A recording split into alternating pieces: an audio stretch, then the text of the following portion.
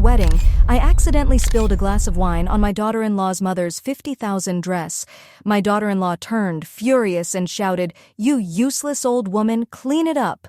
Then she slapped me, and my son, he just laughed. Before we begin, I'm so glad you're here. Stay with me until the end, and tell me in the comments which city you're watching from. I'd love to see how far my story reaches. I'm Colin, and at 65, I thought life had already taught me every lesson there was to learn. I was wrong. Nothing could have prepared me for what happened at my son's wedding, the moment that shattered 28 years of believing I was a good mother.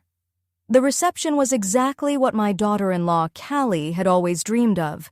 Crystal chandeliers shimmered above tables draped in ivory silk, each centerpiece worth more than my monthly groceries. I wore my best navy blue dress, the one I'd saved for special occasions, but it still felt out of place among all the glittering designer gowns. I just wanted to blend in, to make sure I didn't embarrass Darren, my son. He looked handsome in his tuxedo, his dark hair perfectly styled, but there was something different in his eyes when he looked at me, something cold, something that hadn't been there when he was little, back when I was his whole world. Then came the toast. I held a glass of red wine, my hands trembling a bit from nerves, when someone bumped me from behind.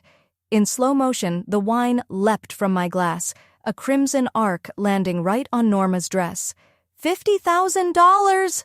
Callie screamed as she rushed to her mother's side. The dress was custom-made, imported from Italy, and now it was stained with what she called cheap reception wine. Norma stared down, horrified. "You clumsy old woman!" Callie's voice sliced through the room. Every conversation stopped. Every eye turned toward me. "I'm so sorry," I stammered, reaching for napkins. "It was an accident." Then it happened. The slap. So sudden, so loud that it echoed through the ballroom like a crack of thunder. "Don't touch her!" Callie shouted. "Clean it now, you useless old woman!" My cheek burned. My heart pounded so loud I could barely hear. The room went silent except for the faint clinking of glasses being set down. Dozens of guests stared as if I were something beneath them. And then, the sound that broke me, my son's laughter. Not awkward or nervous, real laughter. He looked around and said, "Mom's always been clumsy. Remember when she dropped my birthday cake? Some things never change." In that moment, something inside me didn't just crack, it died. The last thread of belief that I was loved snapped. I knelt and began picking up pieces of broken glass with shaking hands. No one helped. No one said a word. They just watched this 65-year-old woman on her knees, trying to clean the floor, while her daughter-in-law glared down like a queen punishing a servant. Norma finally spoke. "The cleaning bill will be sent to you," she said coldly, "though I doubt this can be saved." I nodded without looking up. What could I say? That I lived on a small pension and couldn't afford to fix a 50,000 dress? That would only make them sneer more. When I stood, my palm was bleeding from the glass shards. Darren had already turned away, wrapping an arm around Callie's waist, comforting her as if she were the one hurt. Whispers filled the air. Embarrassing. Why was she even invited? I left the ballroom, my face burning with shame. At the coat check, the young attendant handed me my worn jacket with a sympathetic smile that somehow made it worse. The drive home was a blur. I don't remember the turns, the lights, or how I even made it to my driveway. I just remember sitting in the dark car, engine running, hands shaking on the steering wheel. My house felt colder than usual that night. The silence pressed down on me. I looked at the framed photos of Darren covering every wall, school portraits, birthdays, graduations, moments where I was always behind the camera, never in the picture. On the mantel sat his wedding invitation, the one I'd displayed proudly for months. The elegant gold letters now felt like mockery. I hadn't been a guest at that wedding. I'd been a burden, a box to tick, and that's when the truth finally sank in. This wasn't new. The distance, the disrespect, it had been growing for years. I'd just been too hopeful, too blinded by love to see it. But that night, with my cheeks still stinging and my heart completely hollow, I understood something I never wanted to believe. I wasn't Darren's mother anymore, at least not in his heart. I was no longer a person to my son, just an inconvenience he'd learned to manage, a problem he'd trained himself to ignore. That night, I couldn't sleep. I just lay there staring at the ceiling, my mind spinning through decades of memories I thought I'd buried for good. The humiliation at the wedding had cracked something deep inside me, and now all the memories I'd locked away came rushing back like a flood. One question haunted me. Where did I go wrong? Darren's father left when our son was 6. One ordinary Tuesday morning, he packed his bags and simply said he wasn't made for family life. I remember Darren standing by the window for hours that day, waiting for his dad to come back. I told him his father was away on business, a lie that grew longer and heavier each day until it became our new reality. From that moment, everything I did was for Darren. I worked double shifts at the factory, my hands red and sore from the chemicals, my feet aching from 12-hour days. When Darren needed new shoes for school, I wore my old pair for another year. When he wanted to join Little League, I sold my grandmother's necklace to buy him the gear. I gave him everything I'd never had: piano lessons, summer camps, a college fund that grew slowly with every hour of overtime. I wanted him to know he was loved, that just because one parent walked away, he was no less worthy of love and stability. But somewhere along the way, my sacrifices became invisible to him, normal, expected, unacknowledged. I remember his high school graduation. I'd worked extra shifts for months to buy him a watch. Something elegant, something that said, "I'm proud of you." When I handed it to him, he barely looked at it. "Thanks, Mom," he said absently, already waving to his friends. He stuffed the box into his pocket without opening it. Weeks later, I found it still wrapped, buried under a pile of cards and clothes. Forgotten. College only made the distance worse. State University, the one I could afford, wasn't good enough anymore. He had big dreams, and I had small savings. So I took out loans against the house, picked up weekend work cleaning offices, ate peanut butter sandwiches for dinner so I could buy his textbooks. When he brought Callie home during his junior year, I knew right away she didn't approve of me. It was in her eyes, the way she scanned my tiny living room, the secondhand furniture, the grocery store flowers on my table. "She's so dedicated," she said to Darren that first evening, somehow making dedicated sound like a flaw. She was beautiful, polished, the kind of woman who'd grown up in a world of summer homes, art galleries, and effortless privilege. Callie never attacked me directly. She was far too clever for that. Instead, she planted seeds. My mother always says successful people should surround themselves with success, or it's about elevating your circle. Or, my personal favorite, I love how close you are to your mom, but don't you think it's time to set some healthy boundaries? And slowly, I watched him change. The visits became rare, the phone calls shorter.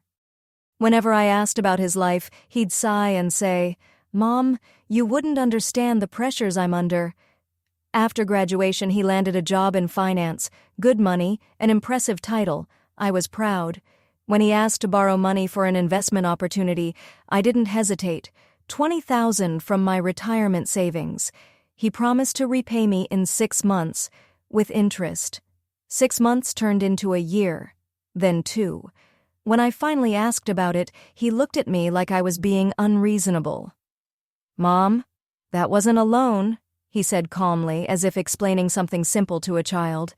"That was an investment in my future. I thought you understood." But I remembered every word, how he'd promised to pay me back. In his mind, my sacrifice had somehow become his right. Then came the engagement, and another request. The wedding, of course, would be grand. Norma, her mother, was paying for most of it, but could I help with the honeymoon? Darren made it sound like a privilege. Another $15,000. My vacation savings, gone. The money I'd quietly saved, dreaming that one day I might see Europe. Now spent on a trip to Tuscany I'd never take. Next came the down payment for their house. $45,000, the result of years of self-denial, of working past retirement age when my body ached and my legs could barely carry me through another shift. "You're investing in your grandchildren's future," Callie had said sweetly. Isn't that what grandmothers do?" I said yes, because I wanted to believe there'd be grandchildren, that I'd be part of their lives, that we'd be a family again. I didn't realize I was buying my way into a relationship that would never truly include me. Every time I gave, I told myself it was just for now, that once they were secure, once they'd found success, Darren would see everything I'd done and appreciate it. But instead, each gift seemed to make me smaller in their eyes, less respected, less seen, less mother. Not a mother who'd given everything out of love, but a woman who had to pay for scraps of attention from her own son. The wedding invitation should have told me everything. No mother of the groom title, no special seating, just my name printed among the other guests, placed at a corner table beside people I'd never met. And still I'd been grateful, foolishly hopeful that maybe this was a new beginning. But lying in bed that night, my cheek still aching from Callie's slap, the truth finally came into focus. I hadn't raised a son. I'd created a stranger, someone who looked like my child but carried the heart of someone I didn't recognize. 3 weeks passed after the wedding. 3 weeks of silence. No call, no message, no simple, "Are you all right, Mom?" Nothing. I moved through my days like a ghost, going through the motions of living without feeling truly alive. The house felt different now, almost contaminated by a truth I could no longer ignore. Every photo of Darren seemed to mock me. Every memory felt poisoned by disappointment. Even his baby pictures made my stomach twist. I needed a distraction, something to keep my hands busy and my thoughts away from the emptiness. So I decided to clean out the spare bedroom. Over the years, it had become a storage space filled with boxes of old papers, fading memories, and things I'd been too sentimental to throw away. I started with the closet, dragging out boxes I hadn't opened in decades. Most of it was useless: old bills, faded greeting cards, expired warranties. But at the very bottom, behind a pile of Darren's school projects, I found a box labeled Financial Records. My hands trembled as I opened it. Inside were documents, every loan, every gift, every promise I'd made to help him. I'd kept them all, half out of habit, half because a quiet voice in my mind had whispered, "You might need these someday." The first page made my breath catch. It was the original agreement for the $20,000 Darren had borrowed for his so-called investment opportunity. In his own handwriting it read, "I, Darren Mitchell, agree to repay my mother, Colin Mitchell, the sum of $20,000 within 6 months of this date, with 3 interest." His signature was clear and confident. This wasn't a misunderstanding. It wasn't an investment or a gift. It was a loan, a promise, one he'd never kept. I kept digging. The next papers showed the $45,000 I'd given for their house down payment, with the word loan written by Darren himself in the check memo line. Then the $15,000 for their honeymoon, accompanied by another note promising repayment within 2 years. But it was the final document that made my entire body go cold, a copy of their mortgage application. In the section about outstanding debts, Darren had written, "Personal loan from C. Mitchell, $80,000. He had acknowledged the debt to a bank, used my money as proof of his financial stability, but never said a word to me. To him, I wasn't a mother. I was a resource, a line of credit that never asked questions. I sat on the bedroom floor surrounded by papers, my hands shaking as the truth finally settled in. This wasn't forgetfulness. It wasn't a misunderstanding. It was deliberate, calculated. He hadn't just taken from me, he'd planned it. Every story about an opportunity, every urgent need, every heartfelt promise, all part of the same manipulation. I remembered him sitting at my kitchen table 3 years earlier, his voice gentle but urgent. "Mom, I hate to ask, but Callie's been having some health problems. We need money for tests the insurance won't cover. It's just temporary, until we get back on our feet." 25,000. That's what I'd given him that day, draining the last of my savings. 2 weeks later, I saw photos on Callie's social media. They were smiling, wine glasses in hand, at a luxury resort in Napa Valley. The kind of place that charged more per night than I spent on groceries in a month. When I asked Darren about it, he already had an answer prepared. "Oh, that was a gift from Callie's parents," he said smoothly. "They thought we needed a break. You know how her family is. They don't really take no for an answer." And of course, I believed him, because the alternative, that my own son was lying to me, was too painful to accept. Now, surrounded by proof, I picked up my phone and started calculating. $80,000 in official signed loans, never repaid, plus the unrecorded cash, the so-called emergencies, the car repair that turned out to be a down payment on a brand new model. Each number on the screen felt like a knife twisting deeper. All those years, I thought I was helping him build a future, but in truth, I was the one being dismantled. $1, one promise, one heartbreak at a time. The stolen laptop that suddenly needed replacing. The overdue utility bills that somehow never led to a service cut. The endless wedding expenses that no reasonable person would ask their retired mother to cover. When I added everything up, the total made me physically sick. Over 15 years, I'd given Darren more than $130,000, my entire life savings, my retirement security, my small dreams of travel, of comfort, of leaving something behind when I was gone. All of it was gone now, sitting in his bank account, paying for his beautiful home, his expensive cars, his wife's designer lifestyle, and in return, I got a slap at his wedding. And 3 weeks of silence. But the worst part wasn't the money. It was the realization of just how carefully he'd played me. He knew my weaknesses, my love for him, my guilt over his father leaving, my desperate need to feel needed. And he'd used them, one by one, like tools. I thought of all the times I'd apologized to him over the years, apologized for not having more to give. Apologized for asking when he might pay me back, apologized simply for existing in a way that didn't fit his new life with Callie.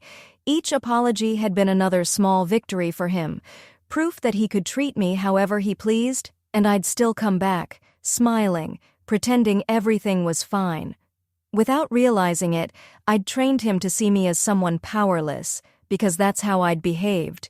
The papers spread around me told a story I'd been too blind to read while I was living it.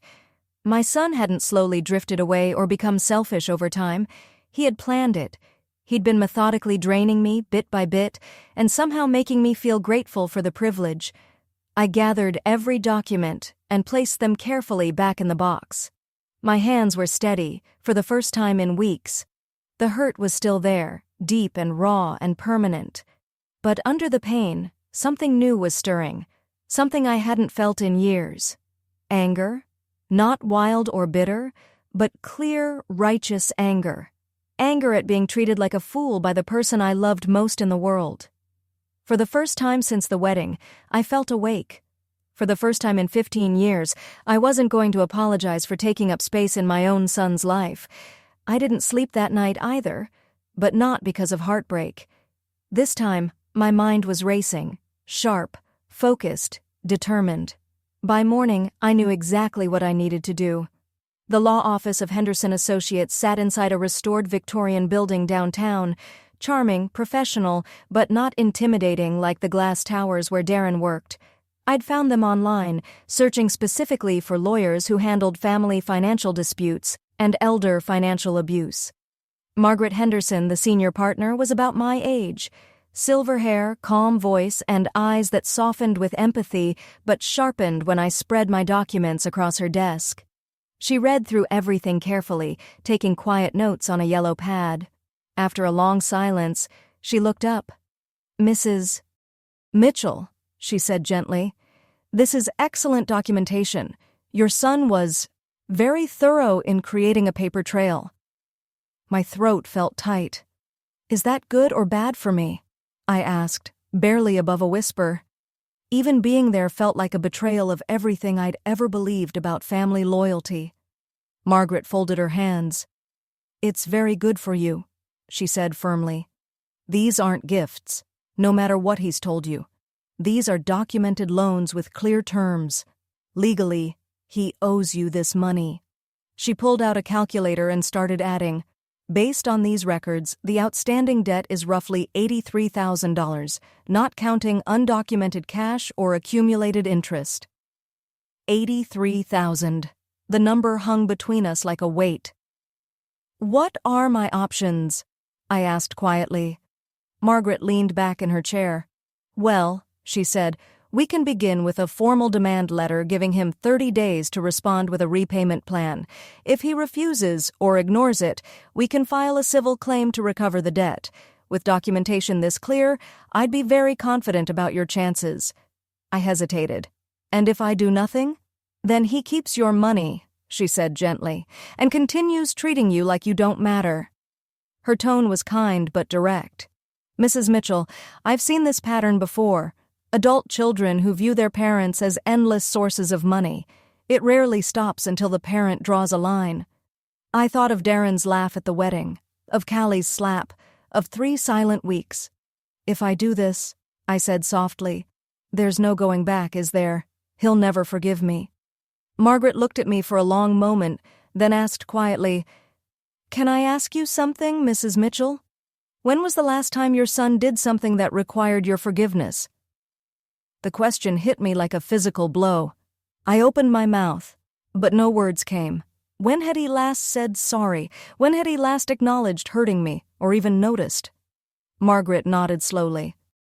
"Then you're not destroying a relationship," she said.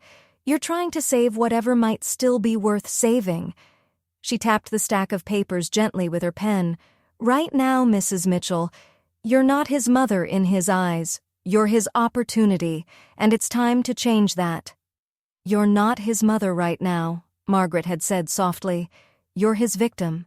Is that really what you want to preserve?" Her words hit hard, not cruelly, but with the kind of truth that cuts clean.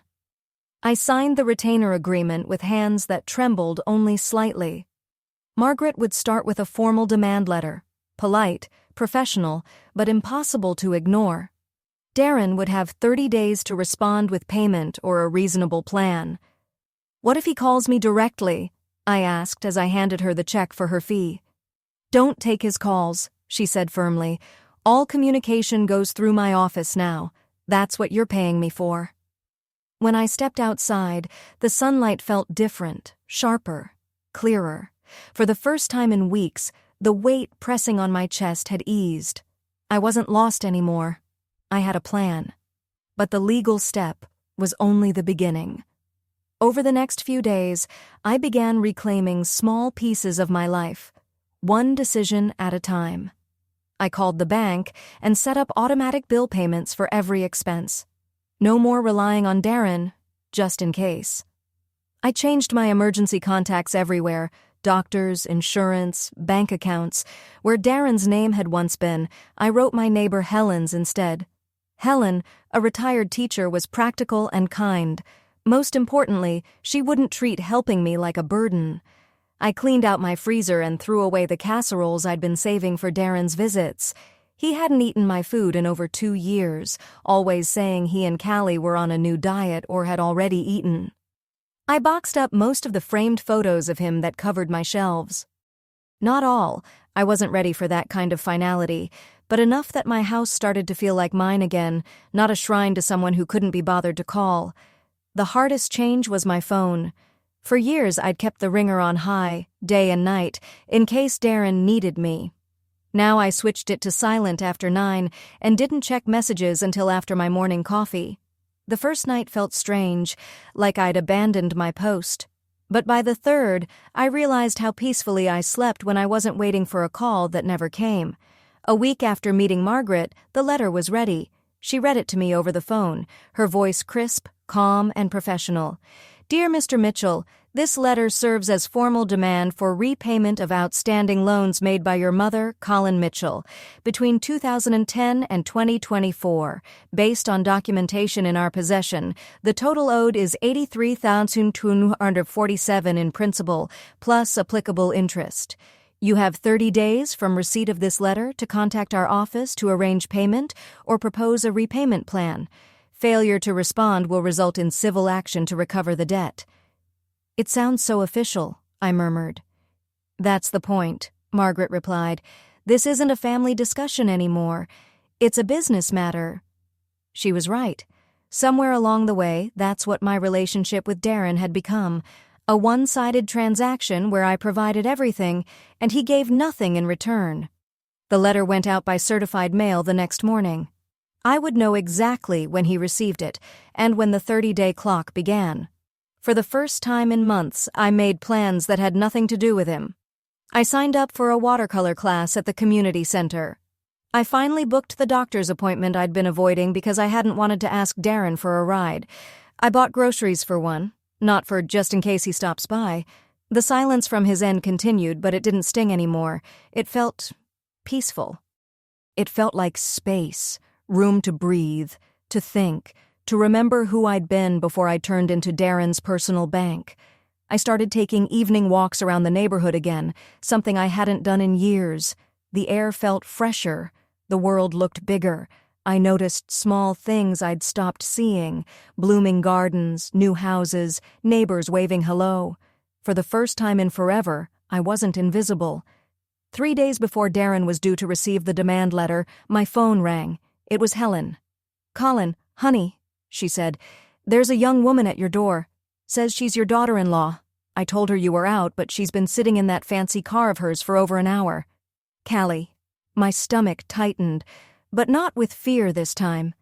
It was something else. Anticipation. They knew something was coming. "Thanks, Helen," I said calmly. "I'll be home in a few minutes." I wasn't at the store, as Helen had told her. I was at the coffee shop 2 blocks away, reading a novel I'd bought on impulse. I turned another page, finished my drink slowly, and let Callie wait.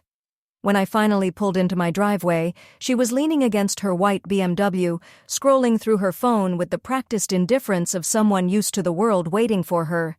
She looked up as I got out of my car, and for the first time, I saw something unfamiliar in her expression: uncertainty. "Colin?" she said brightly, her voice just a little too sweet. I was hoping we could talk. I took my time gathering my purse and the book I'd been reading, moving at my own pace, not hers. "Talk?" I said evenly. "About what?" She hesitated, just for a moment, before answering. "About the wedding." "About what happened?" I asked, watching her tuck a strand of perfectly highlighted hair behind her ear. "I think there might have been some misunderstandings," she said smoothly. I unlocked my front door and stepped inside, leaving it open behind me. Her heels clicked across the hardwood as she followed, elegant, out of place, and far too comfortable in a home that wasn't hers. In my modest living room, surrounded by my comfortable but unfashionable furniture, she looked like an actress who'd walked onto the wrong stage. "Can I get you something to drink?" I asked, slipping into the hostess role I'd been raised never to abandon, no matter how unwanted the guest. "Water would be nice," she said, perching on the edge of my couch, as if the fabric might stain her designer pants. In the kitchen, I took my time, filling a glass with ice water, adding a few crackers to a plate I knew she'd never touch. When I returned, she was glancing around the room with thinly veiled disdain, her eyes pausing on the family photos that still dotted my shelves. "So many pictures of Darren," she remarked, taking the water. "You must miss having him around." It was a test, a fishing expedition. She wasn't here to apologize. She was here for information, trying to understand why I hadn't called, why I wasn't playing my usual role, the apologetic mother, desperate for approval. "Actually," I said, settling into my armchair, "I've been quite busy lately. I started taking classes, reading more. It's amazing how much time you have when you stop worrying about other people's problems." Her polished smile faltered. "That's wonderful. Self-care is so important." She paused, clearly searching for her next move. "Darren mentioned you might be feeling a little isolated lately, since the wedding." "Did he?" I kept my tone light. "How thoughtful of him to notice." She pressed on. "We were thinking maybe we could plan a family dinner soon, you know? Clear the air.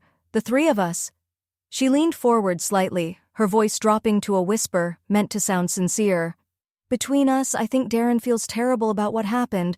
He's just too proud to be the first to reach out. I almost laughed. Even now, faced with silence they couldn't control, they were still trying to manage me, still using guilt like a leash, trying to make me believe he was the one who'd been hurt. That's interesting, I said, tilting my head. What exactly does he feel terrible about? Her mouth opened, then froze. Well, the whole situation, it was a stressful day. Emotions were running high. So he feels bad about laughing when you slapped me? The question landed between us like a glass shattering. Her perfect composure cracked, a flush creeping up her neck. Colin, you have to understand, that dress was incredibly expensive, and in the moment, I interrupted evenly, you struck a 65-year-old woman over an accident, and my son found it amusing. I leaned forward slightly, voice calm, precise. I'm just wondering which part of that he feels bad about. She set down her glass, her hands trembling. I think maybe we got off on the wrong foot here. I came to apologize. To make things right. Did you? I asked softly. Because what I heard was an explanation of why your behavior was understandable and a suggestion that Darren's too proud to say sorry for finding my humiliation funny. She opened her mouth, and for the first time since I'd known her, nothing came out. Tell me, I said after a long pause, in the 3 weeks since your wedding, has Darren even mentioned me? Has he asked if I'm all right? If I was hurt? Of course he has, she said quickly, but her eyes told the truth. What did he say exactly? She hesitated. He said, you were probably fine, that you're tough. Tough. The word sat heavy in the air. That's what they told themselves, not that I was strong or resilient, but that I was tough enough to absorb whatever they did and still come back for more. I smiled faintly. You're right. I am tough. Tougher than you think. The sound of tires on gravel broke the silence. I turned toward the window just in time to see Darren's car pull into the driveway. Of course. You called him, I said quietly. It wasn't a question. She had the grace to look embarrassed. I thought it might be better if we were all together for this conversation. The front door opened without a knock. Darren walked in like he still lived there, confident, composed, in control. That confidence faltered when he saw us sitting across from each other, his wife dry-eyed, his mother very much not apologizing. Mom, he said carefully, Callie said you two were having a talk. We were, I said, about her apology. I smiled politely. I'm still waiting to hear it. His jaw tightened. I think we're all a little emotional here. Maybe we should take a step back. I'm not emotional at all, I said quietly. I'm calmer than I've been in years. He moved to stand behind his wife, his hands settling on her shoulders, a picture of unity and control. Look, he began. What happened at the wedding was unfortunate. But accidents happen. We all react differently under stress. Accidents happen, I repeated. Is that what we're calling it now? The wine spill was an accident, he said quickly. Everything after that was just people reacting in the moment. I stood slowly, meeting both of their eyes, and for the first time in a very long time, neither of them looked certain anymore. You know what, Darren? I said, my voice steady, clear, and unshaken. You're absolutely right. Accidents do happen, I said evenly. Like me accidentally finding some very interesting documents while I was cleaning this week. Something flickered in Darren's eyes, a flash of fear, gone as quickly as it appeared. What kind of documents? He asked carefully. Oh, just some old paperwork. Loan agreements, promissory notes, things I'd forgotten I still had. I smiled pleasantly. It's amazing how different things look when you review them with fresh eyes. The color drained from his face. Callie glanced between us, confused. She could feel the shift in the air but didn't understand what had changed. Mom, if this is about money? Money, I interrupted softly. Why would it be about money? You've made it very clear over the years that family doesn't keep score. Silence. Thick, uneasy silence. I could see Darren's mind working, calculating what I knew, what I had, and what I might do with it. Maybe we should talk about this another time, he said finally, his tone measured, when everyone's had a chance to cool down. Actually, I said, rising slowly, I think my temperature is just right, but you're welcome to leave any time. It was the first time in 20 years I'd dismissed my son from my home, and the first time he realized it was mine. Callie stood quickly, her voice tight. I think we should go. Darren hesitated, clearly desperate for some reassurance that I'd fall back into the role he preferred. Manageable, apologetic, predictable. We'll talk soon, he said, forcing a smile as he moved toward the door. Will we? I asked, matching his tone. That's interesting. You haven't called me in 3 weeks, but now we'll talk soon? They left without another word. Through the window, I watched them argue by their cars. Darren gestured toward my house, his movements sharp, frustrated. 10 minutes later, my phone started ringing. His name lit up the screen. I let it go to voicemail. It rang again and again. 3 voicemails. I turned the phone off and made myself a cup of tea. The demand letter reached Darren on a Tuesday. I knew because Margaret called me at 10:47 a.m. to confirm the delivery. By 11:15, my phone was lighting up nonstop. The first voicemail was furious. Mom, what on earth is this? The second was anxious. Mom, please call me back. We need to talk about this. The third was desperate. Mom, I'm coming over if you don't pick up. By Wednesday morning, he was at my door, pounding on it, shouting my name. I stood in the kitchen, calmly making lunch, while my son, the man I'd raised, the man I'd sacrificed everything for, unraveled on my front porch. I know you're in there, he yelled. Your car's right here. Across the fence, Helen appeared, drawn by the noise. When Darren noticed her, he straightened his jacket and forced a smile. Have you seen my mother today? He asked, trying for casual. She's not receiving visitors today, Helen called back firmly. I could have kissed her for that. Thursday brought Callie. Tears streaked her perfectly made-up face as she stood in my driveway, sobbing in a dress that probably cost more than my monthly budget. You're destroying our family, she cried. I opened the window just a few inches. The same way you destroyed my dress at your wedding? She froze. That's not the same thing, she sputtered. You're right, I said calmly. Your dress cost $50,000. What I'm asking for is only $83,000. Quite a bargain, don't you think? I closed the window and went back to my watercolor painting.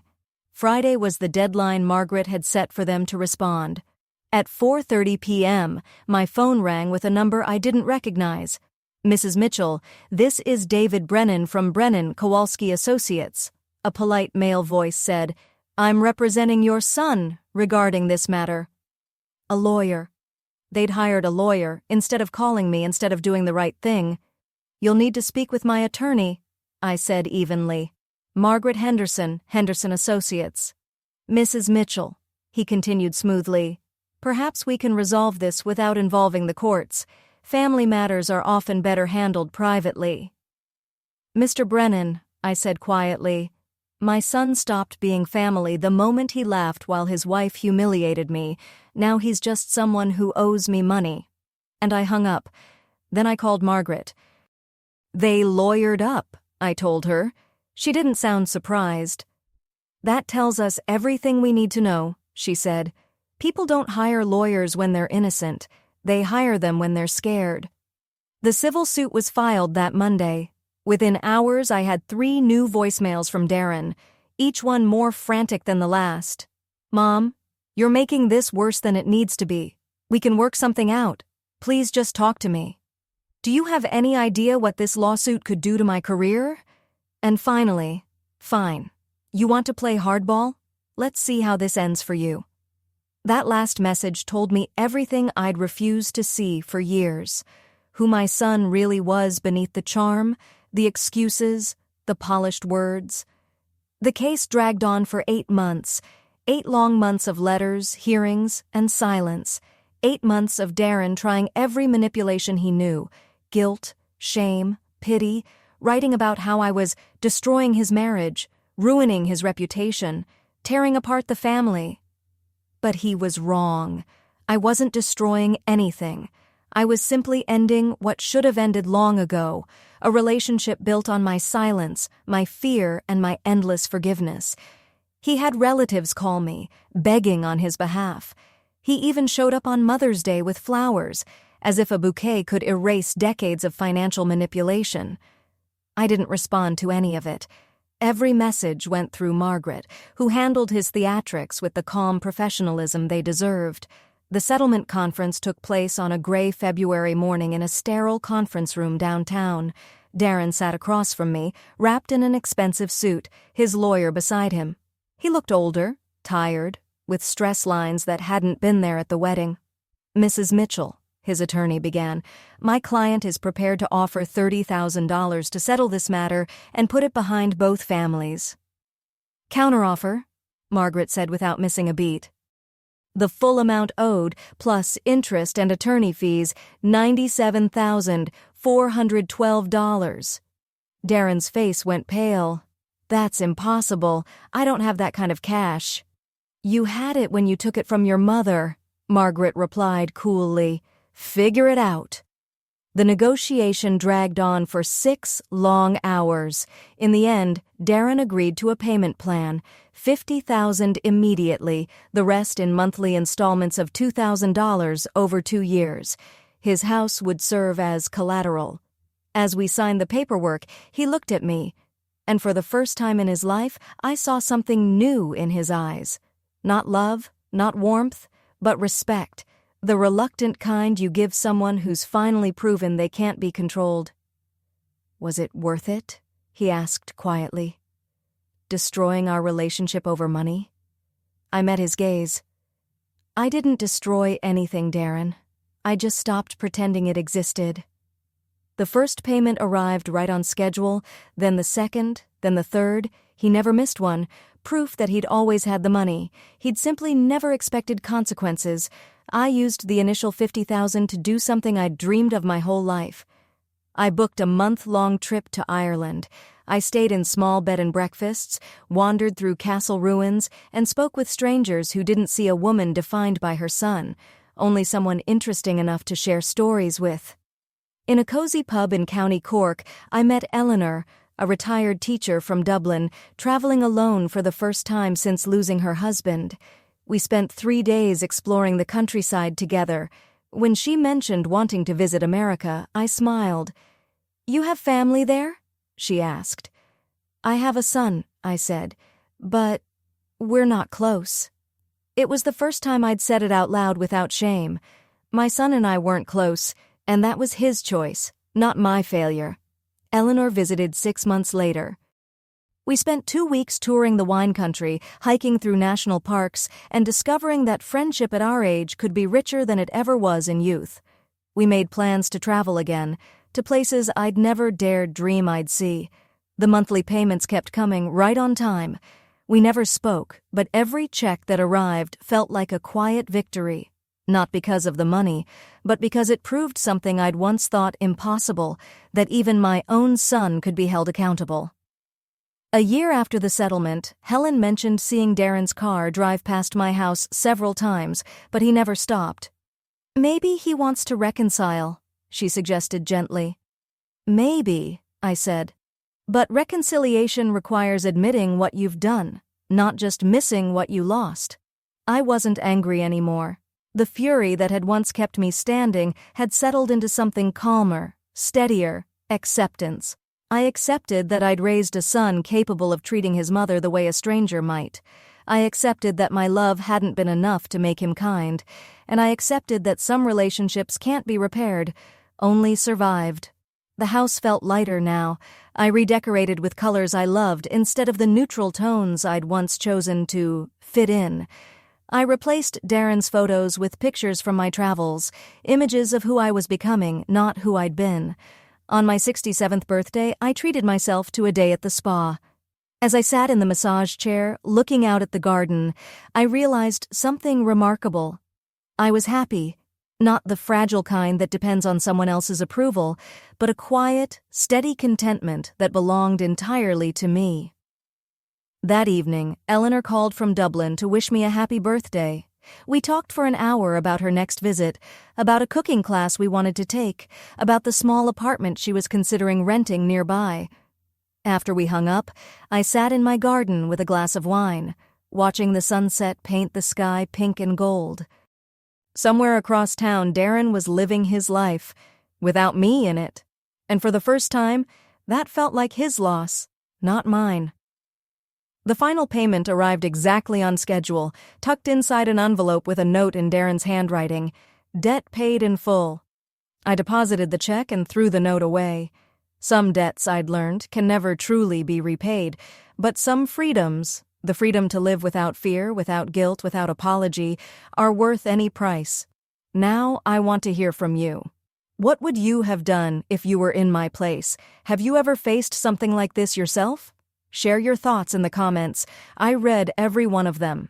And before you go, check out the 2 stories on the final screen. They're among this channel's favorites, and I promise they'll surprise you. Thank you for watching until the end.